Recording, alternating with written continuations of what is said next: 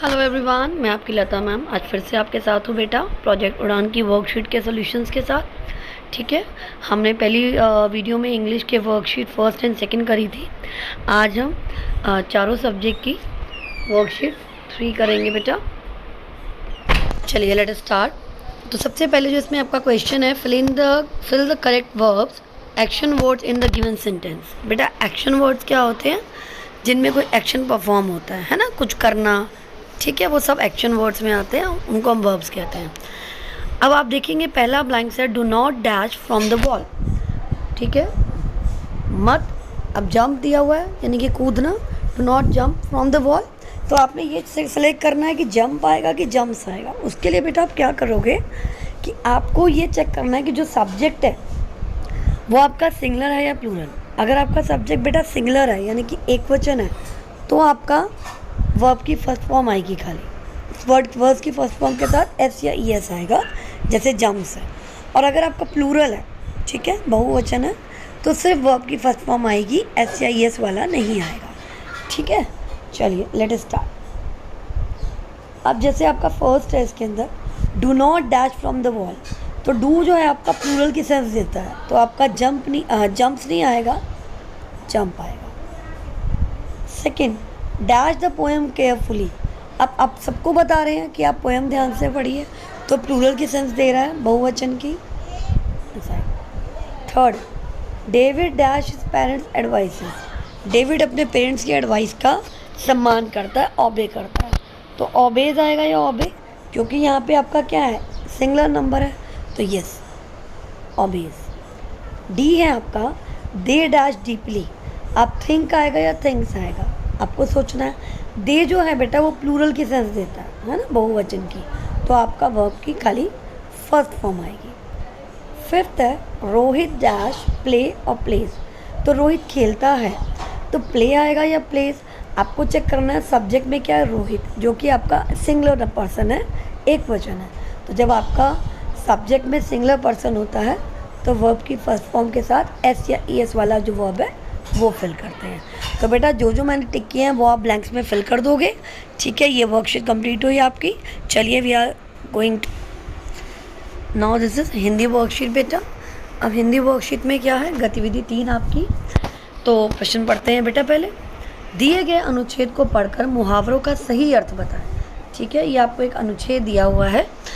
ठीक, आपको क्या करना है, मुहावरों का सही अर्थ बताना है। सबसे पहले आपको ये अनुच्छेद पढ़ना है, ये अनुच्छेद दिया है पूरा, आप इसको पढ़ेंगे।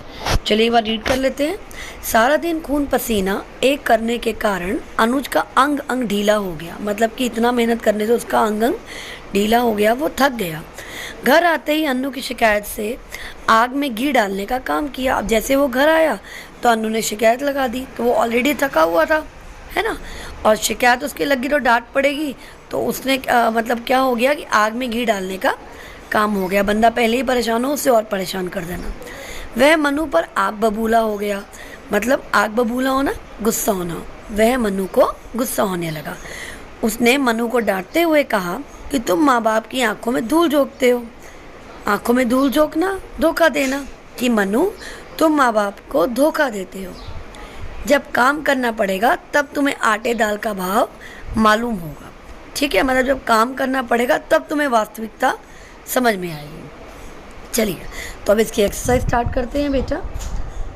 फर्स्ट है आपका, खून पसीना एक करना मुहावरे का क्या अर्थ है। ठीक, पसीना बहाना, परिश्रम करना, बहादुरी दिखाना, भाग जाना।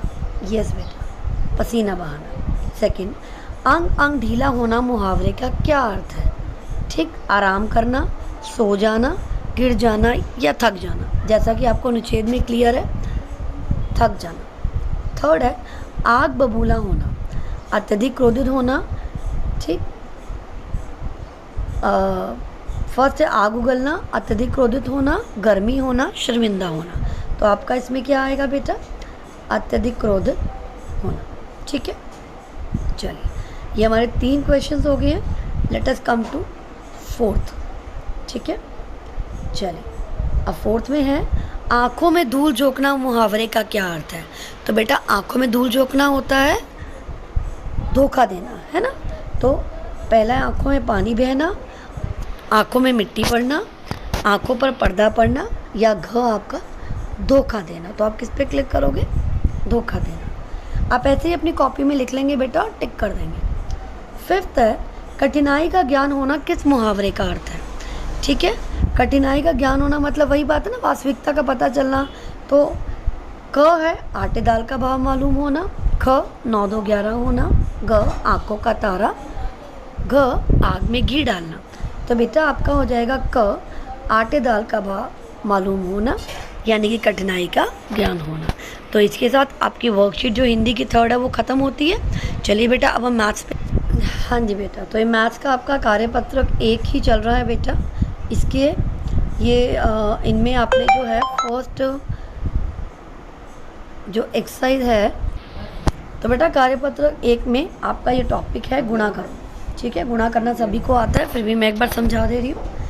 हम लोग 24 को गुणा कर रहे हैं 3 से, तो 3 का पढ़ा पढ़ेंगे 4 तक, 3 चौक 12, 12 की 2, 1 हासिल, 3 दूनी 6, और हासिल बेटा जोड़ देते हैं, 6 और 1 7। ऐसे ही 6 तिया 18, 18 का 8 बेटा 1 हासिल, 6 7 42 और 1 47। ठीक है, ये मैं आपके लिए छोड़ रही हूँ। तीसरा फोर्थ बेटा है, फोर्थ भी गुणा पर तरीका अलग है। जैसे दिखा 26 गुणा 3, तो 26 को हमने पहले तोड़ लिया है किसमें? 20 और 6 में। हम कोई भी इसके पहले वाला जो भी अंक होगा ना, ज़ीरो वाला जो भी संख्या होगी उसमें इसको तोड़ते हैं। 26 से पहले ज़ीरो वाला 20 आता है, तो 20 + 6 ब्रैकेट में गुणा 3। अब क्या करेंगे, जो ये 3 है ये ब्रैकेट जब खोलेंगे इससे भी गुणा होएगा और इससे भी। ठीक है, तो 3 आपका 20 से गुणा हुआ, ब्रैकेट में रख दिया।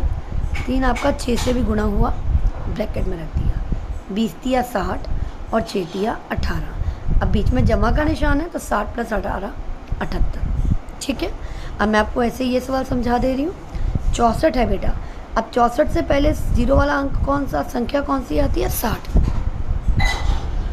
60 जमा 4, बाहर ब्रैकेट में गुणा में आ गया 5। अब ये जो 5 है आपका, ये 60 से भी गुणा होगा,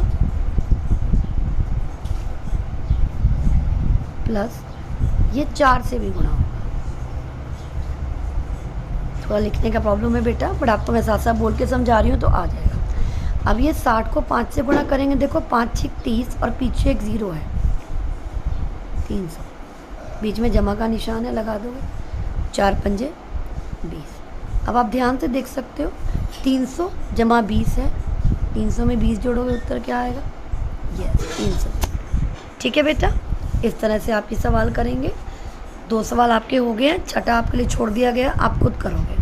करने आपको सारे ही हैं, पर इसलिए है आपकी प्रैक्टिस का हो गया ना, रिवीजन का। ठीक है, आगे बढ़ते हैं।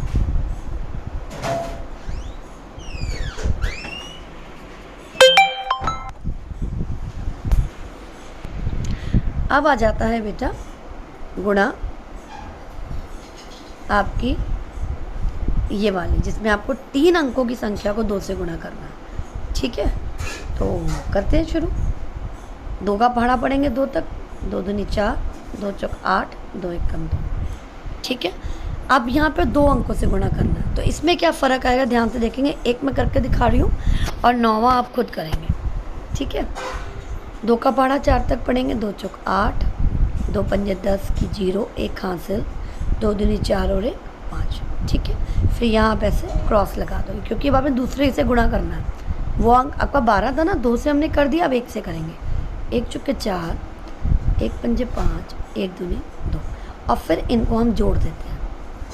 8 8, 4 + 0 4, 5 और 5 10, 1 हासिल, 2 और 1 3। तो आपका आंसर क्या आ गया? 3048। ठीक है, पहले आप 2 से गुणा करोगे, नीचे कांटा लगा के फिर 1 से।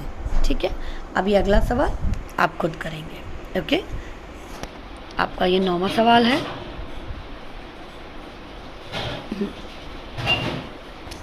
ठीक है बेटा, इसके बाद 9वें के बाद आपका यहाँ पे 9वां 10वां 11वां 12वां ये सभी एक जैसे सवाल हैं, ये आप लोग खुद करेंगे।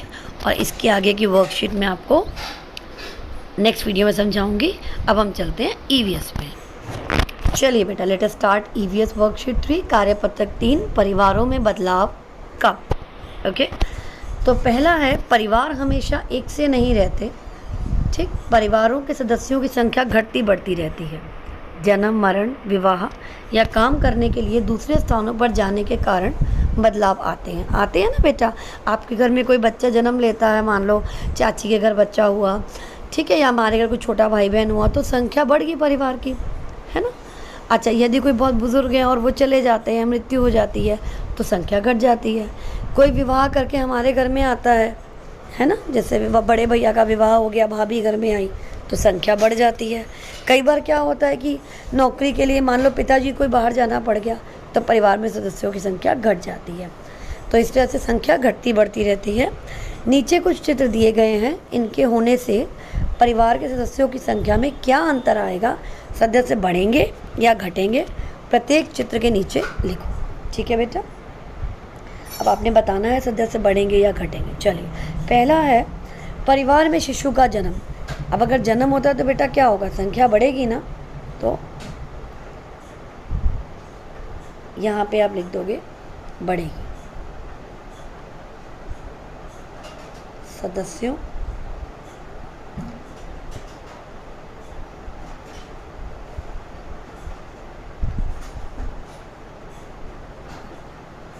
तो याद लिख देना बढ़ेगी बस।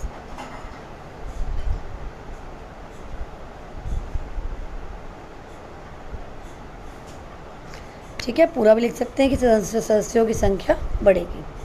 आगे, विवाह के बाद नई बहू का घर में आगमन। अब बहू आई है तो भी संख्या बढ़ेगी। ठीक है, तो आप लिख दोगे बढ़ेगी। आगे चलते हैं। विवाह के बाद कन्या का दूसरे घर में जाना। अब जब कन्या घर से दूसरे घर में गई है तो ऑब्वियसली क्या हुआ, संख्या घटेगी। तो आप लिख दोगे यहाँ पर घटेगी। तबादले के कारण संयुक्त परिवार से अलग हो जाना। अब मान लो तबादला हो गया, घर से बड़े भाई है, कोई पापा है, उनका तबादला हो गया, कहीं और नौकरी करने जाना, तो संख्या घट जाएगी। तो यहाँ भी आप क्या लिखोगे, घटेगी। ठीक है बेटा, चलिए आगे। शिशु के जन्म से परिवार में अनेक परिवर्तन आते हैं। नीचे दिए गए स्थान में कुछ ऐसे परिवर्तन लिखो। है ना बेटा, जब जन्म होता है शिशु का तो परिवार में बहुत परिवर्तन आते हैं। तो आपको यहाँ देखो इस जगह दी हुई है, यहाँ पे आपने लिखना है क्या क्या परिवर्तन आते हैं। तो आप खुद लिखेंगे बेटा, हिंदी सबको लिखनी आती है। आप और लिखने के बाद आप पढ़ेंगे मैंने मात्रा सही लगाई है या नहीं। तो क्या परिवर्तन आता है, सबसे पहले घर में खुशियाँ आती हैं। दूसरा, घर में सदस्यों की संख्या बढ़ जाती है। ठीक है, इसके अलावा अगर आप कुछ लिखना चाहते हैं अपने मन से तो आप लोग लिख सकते हैं। ठीक है बेटा, तो ये आपकी वर्कशीट जो 3 हैं तीनों सब्जेक्ट्स की, और मैथ्स का जो कार्यपत्रक 1 का कराया है एक्सरसाइज हो चुका है। बाकी नेक्स्ट वीडियो में आपको कल मैं फिर मिलती हूँ। बाय।